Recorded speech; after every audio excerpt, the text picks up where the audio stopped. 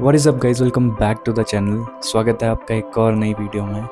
तो दोस्तों, आज की वीडियो बहुत ज़्यादा स्पेशल होने वाली है क्योंकि मैं लेने जा रहा हूँ या फिर ले चुका हूँ अपनी लाइफ की एक बड़ी बाइक की डिलीवरी। लेकिन कहानी सिर्फ डिलीवरी की नहीं है, कहानी शुरू होती है आज से लगभग 3 साल पहले। जब मैं बैंगलोर शिफ्ट हुआ उसी टाइम मुझे रियलाइज़ हुआ कि मुझे एक नई बाइक की नीड है। उसी बीच मार्केट में एक नई बाइक लॉन्च हुई थी जिसका नाम था Royal Enfield 100-350। Compact design, decent mileage और सबसे ज़्यादा इंपॉर्टेंट एक बजट फ्रेंडली रॉयल एनफील्ड। ये बाइक मेरी ऑलमोस्ट सारी रिक्वायरमेंट्स फुलफिल कर रही थी। तो बिना ज़्यादा सोच विचार करे मैं चले जाता हूँ अपनी लाइफ की पहली बाइक की डिलीवरी लेने।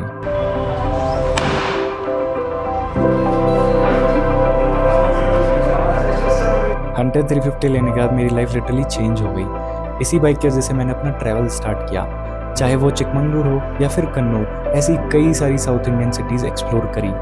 और सबसे इम्पोर्टेंट, इसी बाइक ने मुझे आप लोगों से कनेक्ट करवाया। Not gonna lie, I had no idea that I would be travelling this much with this bike. Moreover, moto vlogging की जर्नी ही मेरी इसी बाइक से शुरू हुई। लेकिन टाइम के साथ एक रियलाइजेशन होने लगी। वीकेंड राइड्स बढ़ रही थी, लॉन्ग राइड्स भी हो रही थी और मुझे लगने लगा अब ज़रूरत है एक मोर पावरफुल बाइक की। अगर मैं सिर्फ सिटी राइड्स करता तो शायद इस बाइक को कभी चेंज ही नहीं करता और 100-350 को हमेशा अपने पास रख लेता। बट अब मेरी रिक्वायरमेंट्स बदल चुकी थी। प्लान ये था कि 2026 या फिर 10 के सब्सक्राइबर्स कंप्लीट होने पे मैं अपनी नई बाइक लूँगा ताकि वो मोमेंट और भी स्पेशल हो जाए। But government had other plans. Motorcycles of engine capacity exceeding 350cc are all under 40%. September 22 को फाइनल हुआ GST 2.0 implementation and I was literally shock. But कहीं ना कहीं मुझे ये ज़रूर पता था कि लाइफ का इतना बड़ा डिसीजन मैं इतनी जल्दबाजी में तो नहीं लूँगा। पुराना प्लान कंटिन्यू करते हुए 2026 में ही बाइक लेने का प्लान था। But one random day around 25 days before GST 2.0 implementation, I called around 2 to 3 showrooms to get an idea if getting the delivery of the bike with the same old GST was possible or not.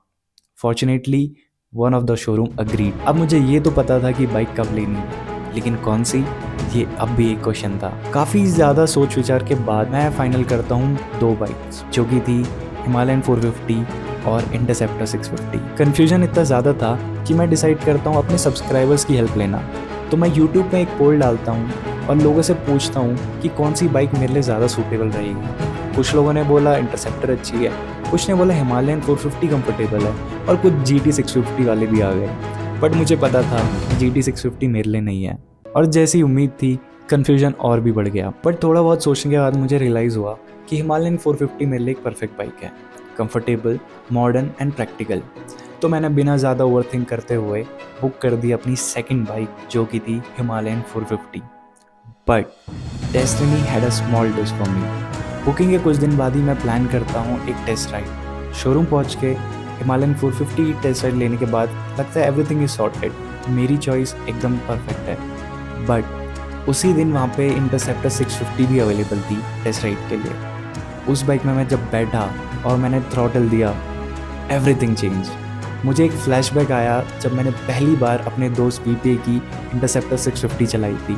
तो भाई interceptor चलाते VPA की, इस bike की feel अलग है यार, क्या भागती है भाई ये बाइक। 650 पैरेलल ट्विन का जो फील होता है ना, trust me guys, I can't describe it.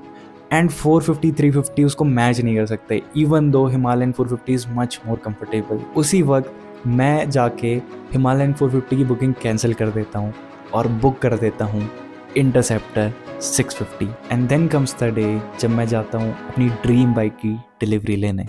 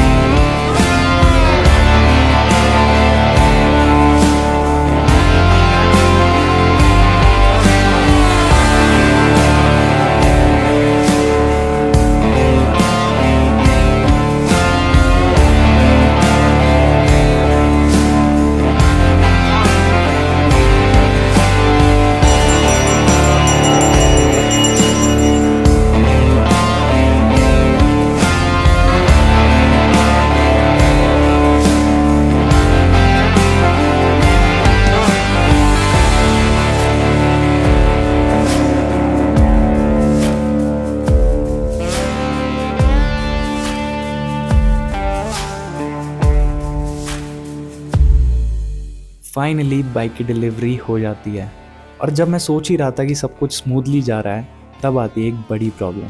Bike का स्पीडोमीटर ही वर्क नहीं कर रहा था। रीडिंग नहीं बढ़ रही है इसकी ना, रीडिंग बढ़ नहीं रही है ये वाला। हाँ अभी फिर से चला के लाना, मैं दिखाता हूँ दोबारा। हाँ अभी बाइक को बैठा दिया हमने, देखो नहीं बढ़ेगी, 0 है। मोस्ट राइटली स्पीडोमीटर की वायर लूज थी जिसको टाइट करने के बाद इशू रिजॉल्व हो गया and I thought everything is fine now. But घर पहुंचने से पहले ही सेम इशू वापस आ गया। यही नहीं बल्कि चेक इंजन लाइट भी कॉन्स्टेंटली ऑन थी। अब ये दोनों इश्यूज थैंकफुली आज की डेट में रिजॉल्व हो चुके हैं एंड इसके ऊपर मैं एक सेपरेट वीडियो ज़रूर बनाऊंगा। ये जितना पेनफुल था उससे कई ज़्यादा पेनफुल था अंडर 350 को अलविदा कहना।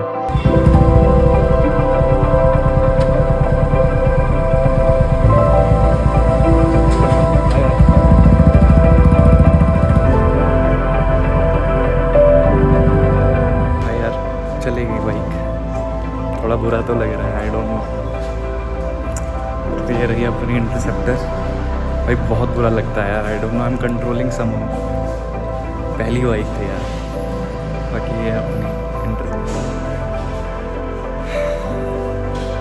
ऑनेस्टली वो सीन काफ़ी इमोशनल था, मानो एक पूरा चैप्टर क्लोज हो रहा हो। हंटर मेरी पहली बाइक थी, उसी के साथ मैंने पहली राइड भी करी थी और काफ़ी सारी मेमोरीज जुड़ी हुई थी। उससे अलग होना इतना भी इजी नहीं था, but as they say change is the only constant and it was meant to happen. I know अपनी पहली बाइक को भूलना बहुत मुश्किल है, वो बाइक हमेशा मेरी यादों में रहेगी, लेकिन अब वक्त है एक नई जर्नी को शुरू करने का। So guys, welcome my all new companion royal Enfield interceptor 650।